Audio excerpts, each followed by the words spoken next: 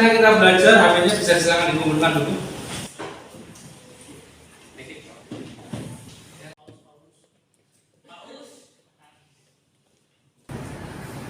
Assalamualaikum warahmatullahi wabarakatuh. Waalaikumsalam warahmatullahi wabarakatuh.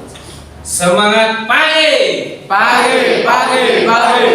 Apa kabar anak-anakku semua? Alhamdulillah. Semuanya sehat ya? Alhamdulillah. Baik, saya wajah-wajah kalian di pagi hari ini sungguh ceria, banyak senyuman, dan mudah-mudahan apa yang dikaruniakan oleh Allah SWT berupa kesehatan akan menjadi sarana buat kita untuk senantiasa terus belajar dan terus semangat ya.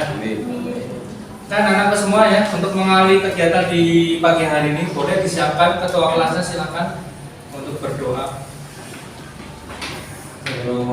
Sebelum memulai pelajaran hari ini, mari kita berdoa. Berdoa dimulai.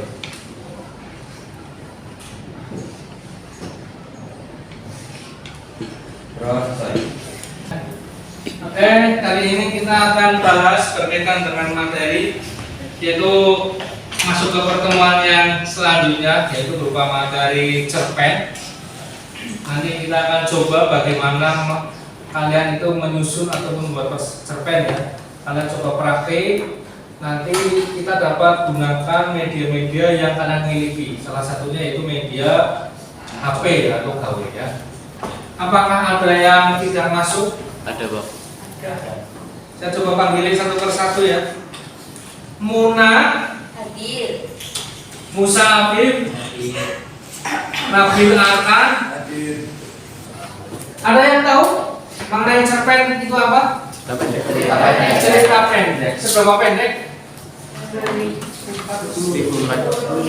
kata. Bisa ngitung 10.000 kata. Kira-kira kalau misalkan 10.000 kata, kamu ngitungnya pakai apa? Pakai perasaan. Tidak. Sekarang eranya adalah orang sudah era modern ya. Kalian bisa gunakan laptop. Kalau kalian ngetik misalkan di Microsoft Word, itu di pojok kiri bawah ada karakter. Sehingga di situ dapat ketahuan berapa kata yang sudah kalian ya. Ada lagi ciri-ciri yang lain yang tahu apa itu cerpen? Bersifat Fiktif. artinya fiktif apa berarti? Tidak nyata. Tidak nyata atau tidak sebenarnya. Kalau yang bukan fiktif berarti lawannya apa? Non fiktif, bisa ilmiah, bisa konkret ya. Itu yang non fiktif. Tapi merupakan kejadian yang benar-benar terjadi. Lalu apa lagi yang bisa kita definisikan sebagai ciri-ciri cerpen? Ya, berdasarkan kisah nyata. Makanya yang namanya cerpen itu dapat berdasarkan kehidupan sehari-hari. Artinya apa? Setiap kejadian yang kamu alami itu dapat menimbulkan, dapat menjadi sebuah inspirasi. Misalnya nih, kamu mengalami jatuh cinta. Pernah mengalami jatuh cinta? Ya? Pernah? Dulu, jangan ya. Karena itu berat. Biar saya aja yang mengalami ya. Karena begitu beratnya, jangan sampai kamu merasakan sebelum waktunya. Jangan kamu bayangkan. Percuma kamu mikirin dia, tapi dia nggak mikirin kamu, kan percuma ya. Iya, Pak. Sakit hati ya. Kayak lagunya Dewa akhirnya ya. Aku tak mengerti apa yang ku rasa gitu ya. Rindu tak pernah begitu hebatnya. Aku mencintaimu lebih dari yang kau tahu. Meski kau takkan pernah tahu. Nah, yang paling sedih kan di rapnya ya. Baru ku sadari cintaku bertepuk sebelah tangan. Ya kan? Sedih aja. Cinta gak bisa begini loh. Bertepuk sebelah tangan lagi terus. Nah, kamu tuangkan rasa cinta itu lebih baik pada orang tuamu. Ya, karena hanya orang tuamu lah yang benar-benar memiliki rasa cinta sejati. bukan cinta yang semu, bukan cinta yang sesama. Nyatanya apa? Bukti orang tuamu atau ibumu cinta pada kamu itu terbukti ketika kamu masih oek-oek ya, nangis, buang hajat, ibu langsung nyewokin kamu, nyewokin, apa nyewokin? Nyebok. Nah, kisah-kisah ini dapat kamu tuangkan ke dalam cerpen. Silakan buka HP-mu, pakai web, pakai browser, pakai Mozilla, pakai Chrome, lalu masukkan kode. Waktunya 1 menit. Coba dipikirkan, ditebak itu gambar apa yang muncul di layar. Kodok kuda, kata. Gimana kuda sih? Jadi yang benar adalah gambar kepala kuda. Ya, gambar kepala kuda itu ya. KDM yang kita bahas yaitu KDM 4.6 mengenai mengungkapkan pengalaman dan gagasan dalam bentuk cerita pendek dengan memperhatikan struktur dan kebahasaan. Lalu indikatornya, kamu nanti menentukan ide cerpen ya, dengan memperhatikan struktur dan kebahasaan. Jadi kamu kemudian merumuskan kerangka cerpen dengan memperhatikan struktur dan kebahasaan. Nah, nanti kamu setelah nemu ide sebagai dasar pembuatan cerpen untuk temanya, selanjutnya kamu mengembangkan gagasan tersebut menjadi sebuah kerangka sehingga alurnya nanti jadi jelas ya. Kemudian mengembangkan teks cerpen berdasar kerangka, jadi kerangkanya nanti kamu kembangkan. Metodenya yaitu PJBL, Project Based Learning, jadi pembelajaran berbasis proyek. Artinya kalau berbasis proyek berarti kamu harus ada bentuk karya. Selanjutnya mengembangkan teks cerpen berdasarkan kerangka dengan memperhatikan struktur. Untuk manfaat pembelajarannya, dari kamu berlatih menyusun cerpen, dari kamu berlatih mengembangkan kerangka menjadi sebuah cerpen, berarti kamu berharap, ya harapannya nanti kamu dapat membuat cerpen dengan baik, menarik dan berkesan. Lalu menghasilkan karya yang bernilai tinggi dan berharga, dapat menjadi sumber penghasilan, menjadi penulis muda seperti Karedia, Asma Nadia, Marcella Neve. Jadi menggunakan KBM APP ini merupakan aplikasi pengembangan dari grup komunitas bisa menulis. Karena KBM ini tingkat-tingkatnya lebih bagus. Ya. Untuk memfilter kata-kata yang bersifat kotor atau sarkas atau pornografi lebih cenderung terfilter di KBM. Menulis di KBM APP bukan sekedar penghasilan tambahan.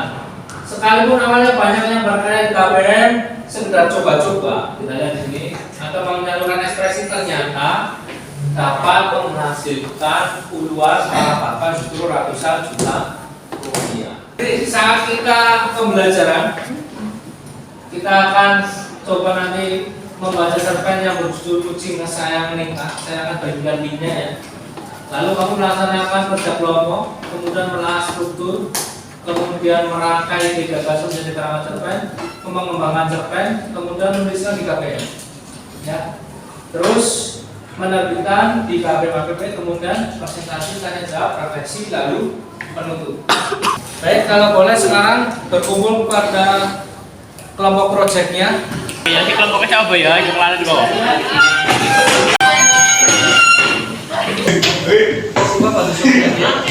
Sudah berkumpul bersama kelompoknya masing-masing ya. Kelompok 1 mana kelompok 1? Kelompok 2? Kelompok 2. Oke, sudah berkumpul di kelompoknya masing-masing ya. Selanjutnya saya akan bagikan LKPD-nya.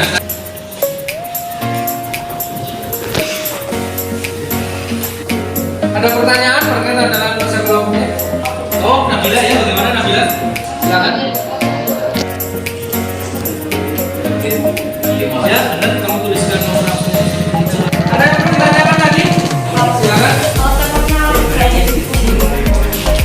Temanya terjadi pembunuhan. Oh, nanti jadi pembunuhan ya boleh.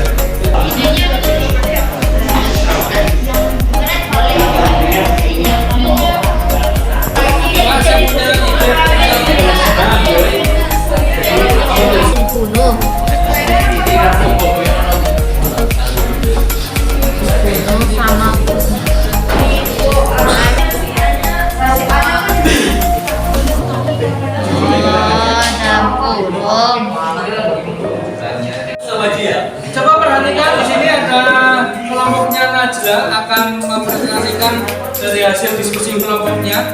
Oh, Bulan ya. Silakan Bulan sama Najla silakan. Selamat pagi semuanya. Pagi. Kami dari kelompok mana? Saya Regina Fayulisa dan saya Indra Iwan.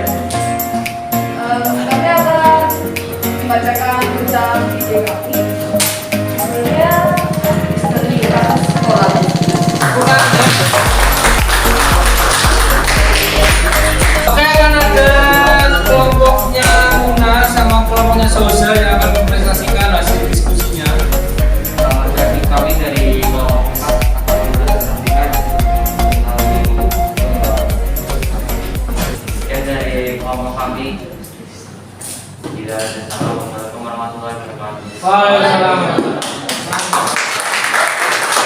Untuk di akhir kita akan coba kumpulkan bagaimana langkahnya. Ketika kamu akan menyusun cerpen, pertama kamu adalah harus menentukan idenya dulu, menentukan gagasannya dulu. Itu sebagai dasar tema. Nanti ada yang tanya temanya tentang persahabatan boleh nggak boleh? Temanya tentang keluarga boleh nggak boleh? Coba menyusun kerangkanya. Kerangkanya itu nanti sebagai dasar kamu menentukan alurnya, mulai pengenalan, pemunculan masalah, konflik, lalu klimaks, akhir klimaks atau penurunan masalah, terakhir finishing atau penyelesaian. Seperti yang diungkapkan oleh kelompoknya Muna sama Soza sama Kami sudah bagus. Alurnya sudah mulai kelihatan dan tokohnya sudah ada. Ya, dari awal pengenalan sampai klimaks sampai penurunan sudah ada. Ya, sudah kelihatan tokohnya bagaimana dan tokoh utamanya siapa sudah ada, sudah bagus ya. Kemudian pemilihan diksi ini penting karena ini merupakan kata-kata, rangkaian kata yang disusun menjadi kalimat, kemudian disusun menjadi paragraf sehingga cerita itu akan berkesinambungan, nyambung ya, alurnya sesuai, tidak patah-patah ceritanya atau tidak lepas dari temanya. Ini jadi pemilihan diksi ini penting agar ceritanya terus nyambung atau berkesinambungan. Tentu diksi ini harus mengungkap kata-kata, pilihan kata yang tepat, kata yang bagus, mengandung nuansa yang indah, sehingga seseorang yang membaca ini tidak akan bosan kalau kata-katanya indah, sehingga akan selalu penasaran dan selalu berkesan di pembahasan. Ya. Terakhir, publikasi cerpen. Ya, publikasi ini nanti kamu bisa menggunakan KPM atau kamu punya aplikasi lain, bisa pakai Wattpad atau Wirid juga boleh ya. Tapi saya sarankan dengan KPM karena tingkat filtrasinya, tingkat filter dan sensornya dari kata-katanya lebih ketat. Untuk yang terakhir ya, sampai yang terakhir ya. Ini nanti saya harap tugasnya kalian teruskan di pertemuan yang akan datang sehingga akan menjadi sebuah cerpen yang bagus. Kita nantikan nanti dipublish di KPMF. Saya harap linknya bisa dibagikan ke teman-temannya sehingga saling follow, saling mengikuti, saling membaca. Ketika kamu punya follower banyak, kamu punya viewer juga banyak, maka itu akan menghasilkan uang, menghasilkan cicis, menghasilkan cuan yang banyak. Penggunaan gadget atau penggunaan HP lebih bermanfaat karena tepat, guna dan efektif. Nah, saya harap bisa dilanjutkan untuk pertemuan berikutnya untuk pecahan cerpennya. Sampai di sini dulu. Terima kasih atas perhatiannya. Assalamualaikum warahmatullahi wabarakatuh. Waalaikumsalam warahmatullahi wabarakatuh.